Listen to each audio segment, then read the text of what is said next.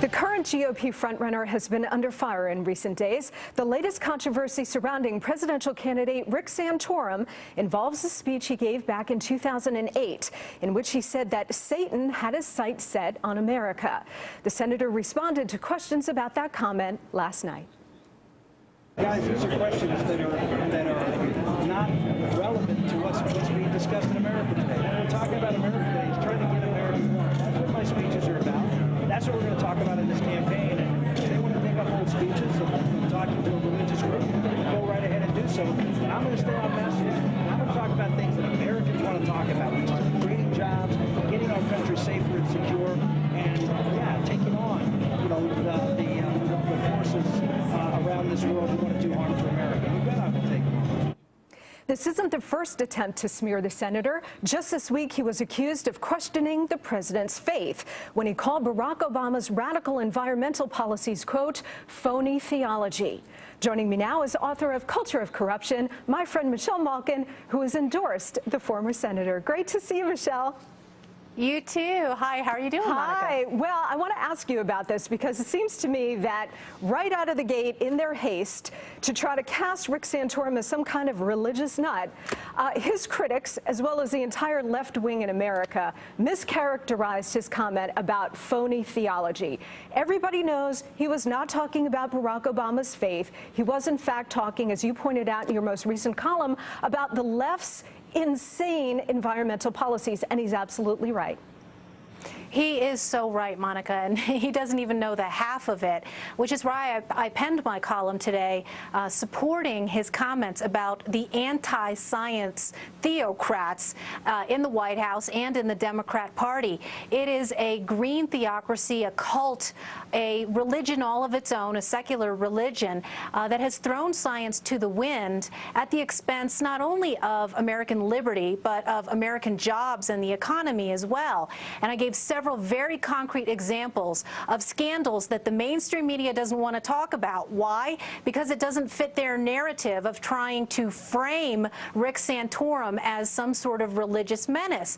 I think the real religious menaces are those in the White House, in the Department of Interior, at the National Park Service, who pretend that they are on the side of rationality and objectivity while they're politicizing and corrupting science for their own radical ends. And you know what, Michelle, this is why it's so ironic, and this is why I'm so glad that you took your column and time with us today to point this out, that the left is trying to paint Rick Santorum, and frankly, any conservative who has the guts to talk about socially conservative issues like faith and family and marriage and God, and yes, in fact, forces of evil that do exist, they try to paint them as somebody who's going to import their views to the American people. If, oh my God, if Rick Santorum's elected president, he's going to create a theocracy.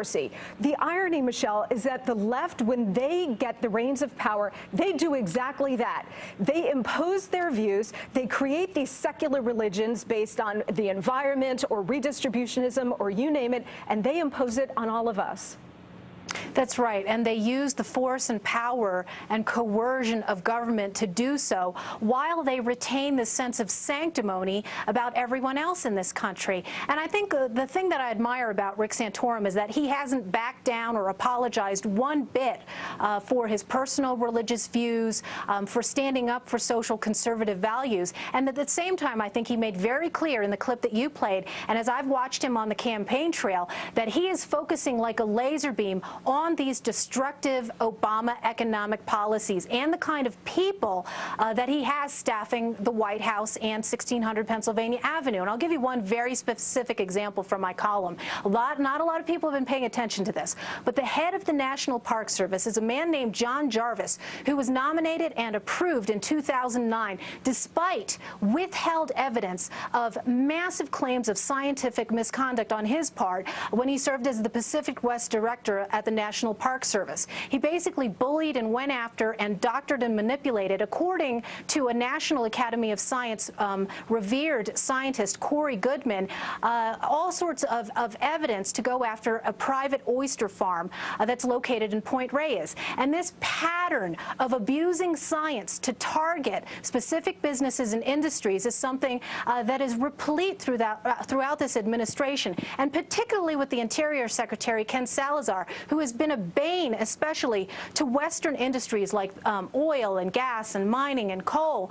And these are people who have been caught and reprimanded by judges, federal judges across the country for quote-unquote zealotry. Who are the zealots running this country?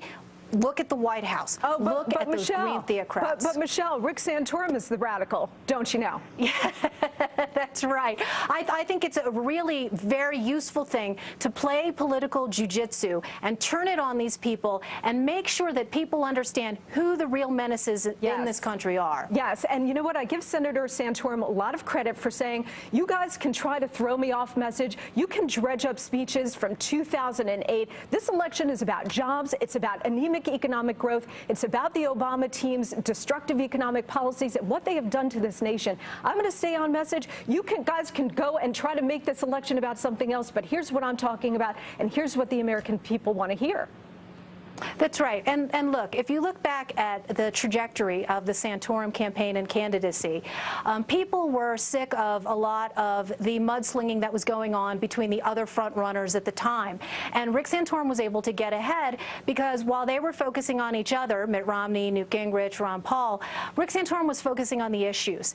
He had a terrific debate performance in Florida where he honed in on Obamacare and had a very distinctive position from Mitt Romney and Newt Gingrich, who both have flirted with, and one of whom continues to have a love affair with the individual health care mandate. And then on particularly energy and environmental issues, you had Rick Santorum, who was foursquare opposed throughout his Senate career to destructive policies like cap and trade. And this is somebody who was well equipped to go after the Obama administration on all of its job-killing green policies and this radical green machinery that is working behind the scenes to target all of these industries. Yeah, and Senator Santorum really has been handling the pounding he's been getting by the left, by some of our fellow conservatives, too. He's handled it very well. Some very tight primaries coming up next Tuesday, and then, of course, Super Tuesday. So we'll see how he fares. But always great to talk to you, Michelle. Thank you.